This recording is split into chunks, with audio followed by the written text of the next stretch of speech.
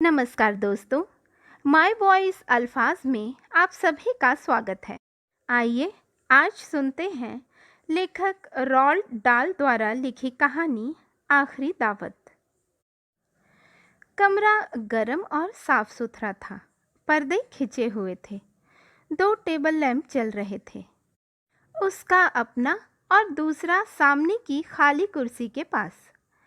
Mary Meloni पति के काम से लौटने के इंतज़ार में थी। उसके हाव भाव और प्रत्येक क्रियाकलाप से मंद स्मृति का आभास होता था। सिलाई में तल्लीन उसके सिर के झुकान अपूर्व शांति लिए थी। 6ठा महीना चल रहा था, सो उसकी त्वचा में मातृत्व की एक अद्भुत पारभासी कांति आ गई थी।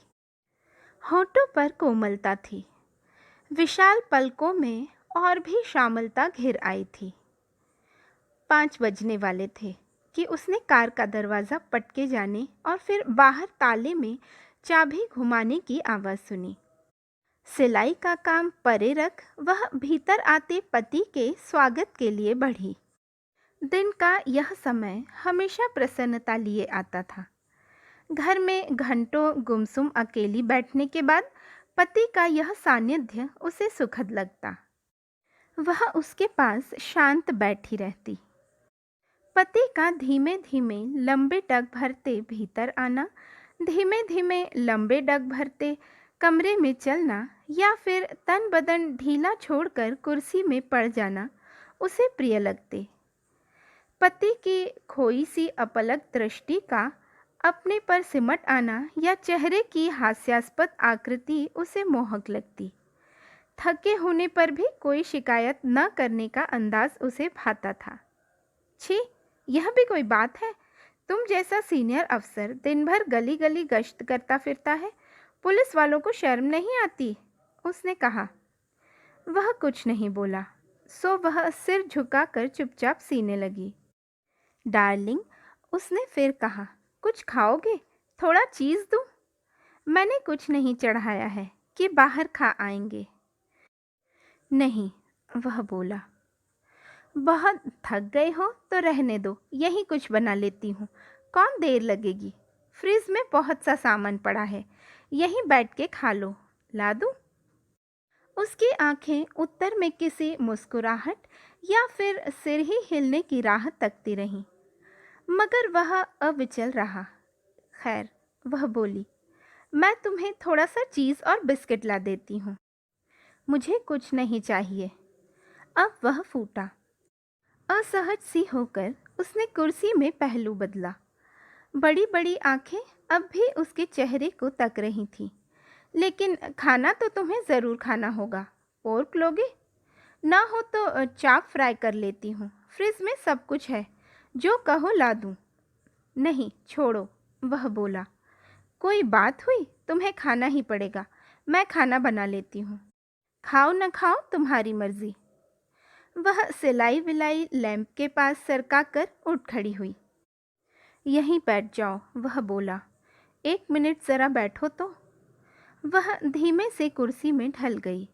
बड़ी बड़ी हैरान आंखें उसे एकटक देखे जा रही थीं। मुझे तुमसे कुछ कहना है, वह बोला। क्या बात है डार्लिंग, आखिर हुआ क्या है? अब वह एकदम निश्चल था। उसने सिर यूं झुका लिया कि पास पड़े लैंप की रोशनी उसके चेहरे के ऊपरी हिस्से पर ही पड़ रही थी। नीचे ठोड़ी और मुंह पर छाया थी। उसने गौर किया कि उसकी बाईं आंख की कोर पर एक नन्ही सी पेशी फड़क रही थी। मैं जानता हूं कि मेरी बात से तुम्हें खासी ठेस लगेगी, वह बोला, मगर मैंने तय किया है कि तुम्हें सब कुछ साफ साफ बता देना ही ठीक रहेगा। ज़्यादा वक्त नहीं लगा, कुल 4-5 मिनट। इस दौरान वह बुद्ध बनी रही। उसका एक एक शब्द उसे उससे दूर और दूर करता चला गया और वह थर्राई फटी फटी आंखों से उसे देखती रही। मुझे इतना ही कहना था, उसने आगे कहा। मैं जानता हूँ कि ऐसे वक्त में तुम्हें यह सब बताना गलत है, मगर कोई चारा न था। बेशक मैं तुम्हें पैसे देता रहूँगा और ध्यान रखूँगा कि सब ठीक ठाक चलता रहे। मेरे ख्याल से इस पर कोई झमेला नहीं खड़ा होगा। फिर यह मेरी नौकरी के लिए भी ठीक नहीं। खाना लगा देती हूँ। वह किसी तरह बुदबुदाई और इस बार उसने उसे नहीं रोका। शुरू में उसके मन ने इन सब पर रत्ती भर विश्वास करना नहीं चाहा।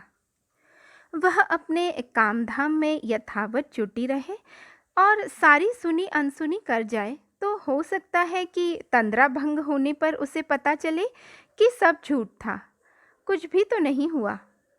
कमरे से निकलते वक्त उसे पाँव के नीचे से ज़मीन निकलती लग रही थी। उसे किसी चीज़ का कोई अनुभव नहीं हो रहा था। सब कुछ यंत्रवत था। जीना उतरना, बत्ती जलाना, फ्रिज में हाथ डालना और किसी चीज़ पर उसका भिंच जाना। वह भेड़ की रान थी। तो ठीक है, आज रात यही सही। उसे लेकर वह ऊपर गई। बैठक पार करते हुए उसने देखा कि वह उसकी ओर पीठ किए खिड़की पर खड़ा था। वह थम गई। भगवान के लिए मेरा खाना मत बनाना, मैं बाहर जा रहा हूँ। उसकी पदचाप सुन वह बिना पलटे बोला ही था कि इसी क्षण मेरी मेलोनी ने 4 डग भरे। उसका हाथ हवा में लहराया और पूरे जोर से वह ठंडी जमी हुई रान उसके सिर पर फौलादी मुकद्दर की भांति चला दिया। प्रहार की प्रचंडता, उसकी आवाज़ और चोट खाकर कालीन पर पति के गिरते वक्त छोटी मेज़ के उलटने से मेरी को मानसिक आघात से उबरने में मदद मिली। अब उसे आश्चर्य और आशंका की सनसनी व्यापी। गिरे शव को वह मिचमिचाती आंखों से देखती रही। उसके दोनों हाथ अभी तक गोश्त के उस बेहुदा मुकद्दर पर भिंचे थे। मैंने उसे मार डाला, वह अपने आप से बुदबुदाई। विलक्षण था इतनी जल्दी उसका अचानक प्रकृतिस्थ हो जाना। पुलिस वाले की पत्नी होने के नाते वह अच्छी तरह जानती थी कि इसकी सज़ा क्या है। ठीक ही था, इससे उसे फ़र्क क्या पड़ता था। उल्टे इस जिंदगी से छुट्टी मिलेगी। फिर बच्चे का ख्याल आया। गर्भवती हत्यारिनों के बारे में कानून क्या कहता है, मैरी मेलोनी ये नहीं जानती थी और वह कोई जोखिम लेने को तैयार न थी। गोश्त लेकर वह रसोई में गई और ओवन चालू कर गोश्त उसमें पटक दिया। अब उसने हाथ धोकर आईने में सूरत देखी, मुस्काने की कोशिश की, अजीब बन पड़ी। उसने ज़ोर से बोलने की कोशिश की, हेलो सैम, मुझे कुछ आलू चाहिए प्लीज़। खुद अपनी आवाज़ आज अटपटी लग रही थी। उसने कई बार अभ्यास किया, फिर कोट उठाकर बाहर निकल आई। अभी 6 नहीं बजे थे, तो भी दुकान की बत्तियां जगमगा रही थीं। हेलो सैम, उसने काउंटर पर खड़े आदमी पर प्रसन्न चित्त मुस्कान बिखेरते हुए कहा। अरे गुड इवनिंग मिसेस मेलोनी, कहिए कैसी हैं? मुझे कुछ आलू चाहिए और हाँ, एक टिन मटर भी। वह मुड़ा और शेल्फ से मटर उठाने उचका। पैट्रिक आज थके हैं, सो वह रात को बाहर खाने नहीं चलेंगे। बृहस्पतिवार को हम अक्सर बाहर निकल जाते हैं, तुम तो जानते हो, पर आज मैं मुश्किल में पड़ गई। बाहर वह जाएंगे नहीं और घर में सब्जियां हैं नहीं। तो कहिए थोड़ा गोश्त दे दूं? नहीं नहीं, गोश्त तो है, धन्यवाद। फ्रिज में भेड़ की एक बढ़िया सी रान पड़ी थी। अच्छा अच्छा, वैसे ठंडा बासी गोश्त पकाना मुझे पसंद नहीं। तुम्हारी क्या राय है, चलेगा? ज़ाती तौर पर मेरे ख्याल से इससे कोई फ़र्क नहीं पड़ता, उसने कहा। आप ये आलू लेंगी? हाँ हाँ, बढ़िया रहेगा। कुछ और? दुकानदार ने प्रसन्न मुद्रा में ज़रा सी गर्दन अकड़ा के कहा। खाने के बाद आज मीठा क्या रहेगा? अच्छा बताओ, क्या है तुम्हारे पास? उसने दुकान में निगाह घुमाकर देखा। चीज़ केक की एक बढ़िया फाँक कैसी रहेगी? पैट्रिक की पसंद मालूम है मुझे। बिल्कुल ठीक, मैरी ने कहा। सच, चीज़ केक उसे बड़ा पसंद है। और सब सौदा बंध जाने पर वह पेमेंट कर चुकी तो चलते चलते बेहद मोहक अंदाज में मुस्कुराकर कहा, धन्यवाद Sam, good night. Good night Mrs Meloni, thank you. और अब तेजी से घर लौटते हुए उसने अपने आप को बताया कि वह खरीदारी कर घर लौट रही है और पति खाने के इंतज़ार में है। उसे बढ़िया से बढ़िया खाना बनाना है क्योंकि बेचारा थका मांदा है। घर में घुसने पर कुछ असामान्य, दुखद या भयावह घटा पाया तो उसे कितना सदमा लगेगा। वह दुख और भय से पागल हो उठेगी। ध्यान रहे, उसे इसका ज़रा गुमान नहीं है कि घर में कुछ अघटित घटा होगा। वह सिर्फ मिसेस पैट्रिक मेलोनी है जो बृहस्पतिवार की शाम सब्जी भाजी लिए घर लौट रही है और पति के लिए खाना बनाएगी। इसीलिए पिछले दरवाजे से रसोई में दाखिल होते समय वह धीरे धीरे कुछ गुनगुना रही थी। मुख पर मंद मुस्कान थी और अब जो उसने पति को फर्श पर ढेर देखा तो सचमुच उसे किंचित आघात सा लगा। उसके अंतर में चिर संचित प्रेम व उसकी चाहत का ज्वार फूट पड़ा। वह उसके पास घुटने के बल बैठ गई और उसका हृदय कातर चित्कार उठा। यह सब बड़ा सहज था, किसी नाटक की जरूरत नहीं थी। कुछ क्षण बाद वह उठकर फोन तक पहुंची। दूसरी ओर से फोन उठाए जाने पर उसने पुकार मचाई, जल्दी कीजिए, यहाँ आइए, पैट्रिक मर गया है। कौन बोल रहा है? Mrs Meloni, Mrs Patrick Meloni. आपका मतलब है पैट्रिक मेलोनी मर गया है? हाँ, ऐसा ही लगता है। वह सुबकी। हम अभी पहुंच रहे हैं, उधर से कहा गया।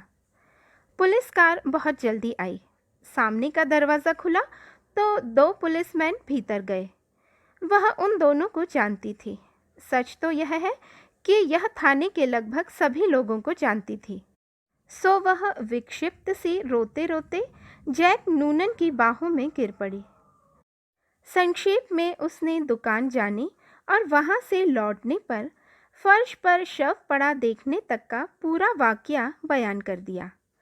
वह रोती बिलखती बयान दे रही थी कि नूनन ने मृतक के सिर पर जमे खून का एक धब्बा देखा। उसने वह ओमेली को दिखाया जो तुरंत उठकर फ़ोन करने लपका। शीघ्र ही डॉक्टर आ गया और फिर आए दो खुफिया अधिकारी जिनमें से एक को वह जानती थी। उसने अपनी कहानी शुरू से फिर सुनाई, इस बार एकदम शुरू से, कि पैट्रिक जब अंदर आया था तो वह सिलाई कर रही थी। वह बहुत थका हुआ था, इतना कि बाहर जाने को तैयार नहीं हुआ। उसने बताया वह कैसे ओवन में गोश्त भूनने रखकर अभी भी वह वहीं पक रहा है। तनिक बाहर निकली कि सब्जी ले आए और वापस आने पर पैट्रिक उसे फर्श पर पड़ा मिला। आप किस दुकान पर गई थी? एक खुफिया अधिकारी ने पूछा। उसके बताने पर वह दूसरे खुफिया अधिकारी के कान में कुछ फुसफुसाया। इस पर वह तुरंत गली में निकल गया। 15 मिनट में वह एक पन्ना भर नोट लेकर लौटा और तभी सिसकियों के बीच कुछ अस्फुट से शब्द मैरी को सुनाई पड़े। बिल्कुल सामान्य बर्ताव कर रही थी, काफ़ी खुश थी। मटर, चीज़ केक, बिल्कुल नहीं लगता था कि वही। थोड़ी देर में डॉक्टर विदा हो गए और दो अन्य व्यक्ति अंदर आए। वे लाश स्ट्रेचर पर डालकर चले गए। दोनों खुफिया अधिकारी वहीं बने रहे और दोनों पुलिसमैन भी। जैक नूनन ने उसे नरमी से बताया कि उसके पति की मौत किसी भारी बोथरे औजार से सिर के पिछले भाग पर प्रहार करने से हुई। लगभग निश्चित था कि वह धातु का कोई बड़ा टुकड़ा रहा होगा। संभव है हत्यारा उसे अपने साथ ले गया हो, पर यह भी मुमकिन है कि वह उसे कहीं फेंक गया हो अथवा घर की चाहर दीवारी में ही कहीं छिपा गया हो। इसमें नया कुछ नहीं, नूनन ने कहा। हथियार ढूंढ निकाला कि समझो आदमी तुम्हारे हाथ आ गया। फिर पूछा, घर में कोई ऐसी चीज़ है जिसका इस्तेमाल हथियार के तौर पर किया जा सके, मसलन कोई बड़ा सा रेंच या फिर धातु का कोई भारी फूलदान? उसने बताया कि उनके यहाँ धातु का कोई फूलदान नहीं। कोई बड़ा रेंच, उसके ख्याल से ऐसा कुछ नहीं था। हाँ, इस तरह की कुछ चीज़ें शायद गराज में हों। उसे कुर्सी पर बैठा छोड़ वे मकान की तलाशी में जुट गए। बाहर बजरी पर उनकी पदचाक उसे सुनाई दे रही थी और कभी किसी पर्दे की दरार से टॉर्च की चमक कौंध जाती। रात ढलने लगी थी, करीब 9 बजे थे। उसने मैंटल पर रखी घड़ी देखी। वे लोग भी अब थक चले थे। खोज जारी रही। सार्जेंट नूनन रसोई घर से बाहर निकले और बोले, देखिए तो मिसेस मेलोनी, आपका वह ओवन अभी तक चालू है, गोश्त भी अंदर पड़ा है। हे भगवान, वह चीखी। ठीक है, ओवन मैं बंद कर देता हूँ। कर दूँ ना? इतना कर दीजिए, बहुत बहुत शुक्रिया। सार्जेंट दोबारा लौटा तो उसने बड़ी बड़ी आंसू भरी श्यामल पलकें उसकी ओर उठाईं। जैक नूनन, उसने पुकारा, कहिए, क्या तुम एक छोटा सा उपकार कर सकोगे? तुम सभी लोग। कोशिश करेंगे मिसेस मेलोनी। अच्छा, उसने कहा, बात यह है कि आप सब लोग मेरे पैट्रिक के अच्छे दोस्तों में हैं और उनके हत्यारे को पकड़ने की कोशिश कर रहे हैं। अब आप लोगों को बड़ी भूख भी लगी होगी और मैं जानती हूँ अगर मेरे होते घर में आप लोगों का बढ़िया सत्कार नहीं हुआ तो पैट्रिक, भगवान उनकी आत्मा को शांति दे, मुझे कभी माफ़ नहीं करेंगे। क्यों ना आप लोग ओवन में रखा गोश्त खा लें? अब तक वह ठीक से भुन भी गया होगा। हम तो ऐसा सोच भी नहीं सकते, सार्जेंट नूनन ने कहा। मान जाइए, वह गिड़गिड़ाई, खुद मैं कुछ छू नहीं सकती, अगर आप उसे निपटा लें तो बड़ी कृपा हो। उसके बाद आप लोग वापस अपने काम में लग सकते हैं। चारों पुलिस वाले बड़े असमंजस में पड़ गए, लेकिन जाहिर था कि उन्हें भूख लगी थी। अंत में वे मान गए कि रसोई में जाकर खुद खा पी लेंगे। वह वहीं खड़ी रही, खुले दरवाजे के बीच से। खुले दरवाजे के बीच से उन्हें आपस में बतियाते सुनती रही, गोश्त चबाते, मुंह से निकलती चभर चभर। अरे थोड़ा और लो चार्ली। नहीं नहीं, पूरा मत खा जाओ। उन्होंने ही तो कहा था कि वह चाहती हैं हम इसे निपटा दें। तो ठीक है, थोड़ा और दे दो। वाकई बड़ा विकट मुकद्दर रहा होगा जिससे उस बंदे ने बेचारे पैट्रिक पर वार किया, उसमें से एक कह रहा था। तब तो उसका पता आसानी से मिल जाना चाहिए। यही तो मैं कहता हूँ, यह चाहे जिसका काम हो, पर यह तय है कि काम कर लेने के बाद वे ऐसी चीज़ ज़रा देर अपने पास नहीं रखते। उनमें से एक ने डकार ली। मुझसे पूछो तो वह चीज़ यहीं कहीं 4 दीवारी के अंदर है, शायद ठीक हमारी नाक के नीचे। और दूसरे कमरे में मैरी मेलोनी मुस्कुराने लगी। अभी आप रॉल्ड डाल द्वारा लिखी कहानी लैम्ब टू द स्लॉटर का हिंदी रूपांतरण आखिरी दावत सुन रहे थे। कहानी आपको कैसी लगी कमेंट करके ज़रूर बताइएगा, और कहानी सुनाने का प्रयास आपको अच्छा लगा हो तो चैनल को लाइक व सब्सक्राइब कीजिए, ताकि मैं इसी तरह आगे भी आपको अच्छी अच्छी कहानियाँ सुनाती रहूं। फिर मिलते हैं, तब तक खुश रहिए, स्वस्थ रहिए और अच्छी अच्छी कहानियाँ सुनते रहिए। धन्यवाद।